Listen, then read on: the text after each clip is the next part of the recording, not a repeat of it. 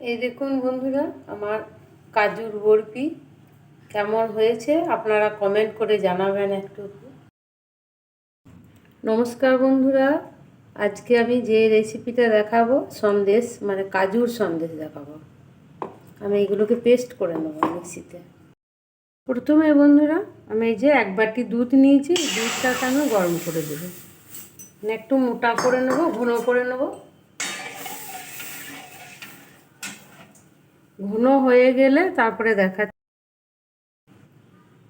দেখুন আমার ঘন হয়ে গেছে দুধটা। এরপর আমি এই যে কাজু বাটাটা আছে আমি একটু পাতলা করে নিয়েছি, আমি কাজু বাটাটা এটার সাথে দিয়ে দেবো।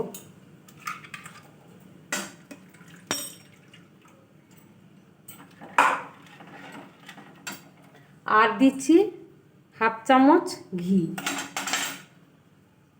বসে গেছে শীতকাল, ওই জন্যে। আর স্বাদ মতো চিনি দিয়ে দিচ্ছি।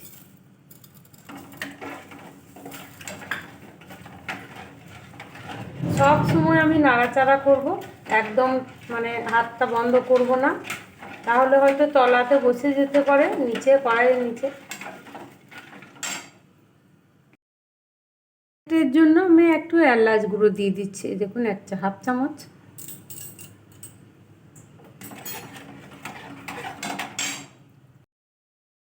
একটু ফুড কালার দিয়ে দিচ্ছি আমি, দেখতে সুন্দর লাগবে। এই দেখুন আমার কাজু পেস্টটা একদম ঘন হয়ে গেছে। এরপর আমি এই যে এই প্লেটটাতে আমি ঢেলে নেবো, ঘি মাখিয়ে দিয়েছি যাতে লেগে না যায়। কিছু খোয়া ক্ষীর আমি ছড়িয়ে দিয়েছি, এই দেখুন শক্ত হয়ে গেছে। এরপর আমি কেটে নেব।